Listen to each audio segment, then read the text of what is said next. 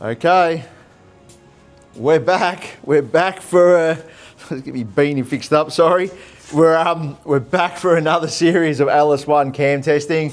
We've been a little bit stale and slow, and my apologies for not progressing any further. But we have been busy in the workshop, so I've managed to find some time on my Friday afternoon, and we have done the final of the BTR cam test in the LS1. So we've done the BTR Stage 1, 2, and now we've just done the Stage 3. So we've got the comparison of the 3 camshafts. And the results are probably not what you would expect them to be, but we will make more sense out of it as we go through the actual graphing. So let's have a bit of a talk about the camshaft first. So Brian Tooley Stage 3 version 2 camshaft. It's a 227 240X. It's on 636 lift, and it's a lobe separation of 111.1, so 111.1. And look, it's a rowdy camshaft, and this camshaft in the 6 litres and the LS3s, it's an awesome camshaft. But you know, how will it respond in the smaller engine? Well, we've got the answer, so let's have a look at it and go through it all. So here is the result. So just for comparison reasons, I have brought up the 1.2 camshaft, and I've also brought the Stage 2 camshaft back up, which had the 105 manifold. So let's run through the power figures. So the Stage 1 cam was 294 kilowatts, 497 Newton meters, and then Stage 2 camshaft is 302 kilowatts, 499 Newton meters, and then the Stage 3 is 303 kilowatts and 503 Newton meters. So a little bit more torque. But the big thing, I guess, is, and you're probably looking at it going, oh, okay, the Stage 2 with the manifold, it made 317 kilowatts. So what that tells us is that we have hit a point where we are at a restriction point. So, you know, you look at it and go, what's more important, heads or manifold? Well, proven here, if you use the smaller camshaft, the Stage 2, well, you can see from 5,000 revs onwards, it makes more power, you know, almost, or whatever it is, like 15 odd or 14, whatever it is, kilowatts exactly. But yeah, it's around there. So you can see it pulls off in the top, and that's where that Stage 2 and a better manifold works. But if you compare the Stage 3 and your Stage 2s together, you can sort of see, you know, off the bottom of the RPM, identical, and it's a little bit better from around 5,000 revs, but that's, you're splitting the red line and the blue line. So I'll just get in there so you can see the actual difference. It's nothing, there's nothing in it. So I guess what did we take from this? Well, camshaft's not the restriction, camshaft's not what's stopping it from making more power.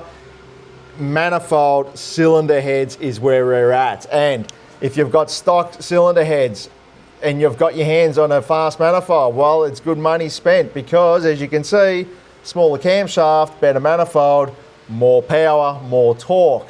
Now that's a good thing, but what's going to happen when we do the cylinder heads and do the manifold with the Stage 3? Well, this is where we are now on the test. So we have our Blackwell Racing CNC cylinder heads, and we've made a video on these saying that we are going to switch over to that. However, I'll just fix the camera up. The slight change of plans. I'm not going to go any further with the cathedral head. I'm going to let you jump the gun and go straight to these bad boys. So these are our full casting from Blackwell Racing. Yes, they are O-ring ports on the exhaust side. Square port, and that will allow us, let's get that camera right, sorry.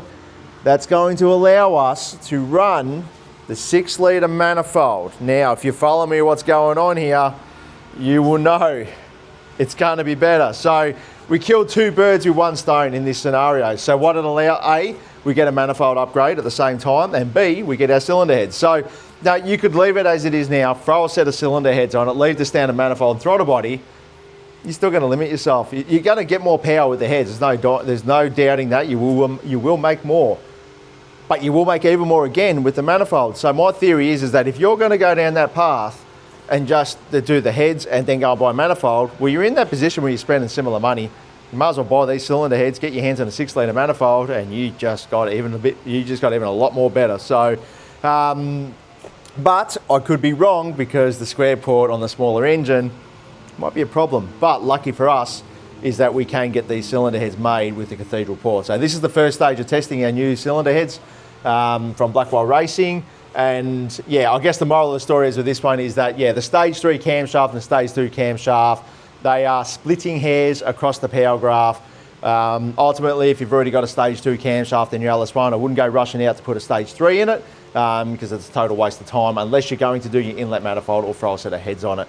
But if you're going to keep your standard manifold, standard heads, well, the stage 2 camshaft's about as much as you really need to go. And honestly, you know, bigger isn't always better in this scenario, as I have proven now. So, but yeah, really excited now to move on to the next stage.